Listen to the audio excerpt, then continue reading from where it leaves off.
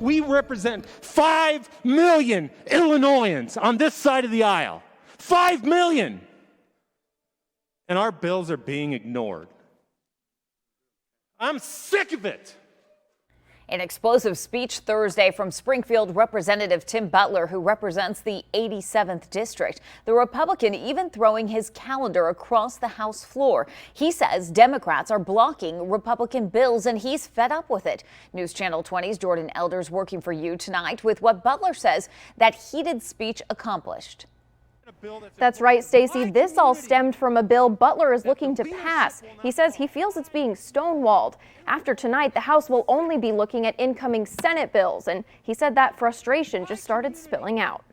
I got a bill that's important to my community that the leadership will not call. Representative Tim Butler exploding Thursday night, saying the collaborative mentality House leaders promised Is a bunch of BS right now. The Republican Butler frustrated that this bill that he's been working on since 2019 hasn't been called to the floor, even though it has bipartisan support. It should be a new day in the General Assembly, but unfortunately, when we see some of these bills bottled up, it seems like the same old business that we've had for a long time. I called Speaker Chris Welch's office for comment on the incident. A spokesperson told me they wouldn't be commenting on tantrums thrown on the House floor. They did say there's a list of bills to act on from both parties that will be released in the coming days. Butler saying it's not just Republicans upset about this issue. Last night afterwards, I talked to several Democrats who share my frustration. When Butler tossed his calendar across the floor, it nearly hit Democratic Representative Jonathan Carroll. Carroll says he respects Butler's decision to speak out.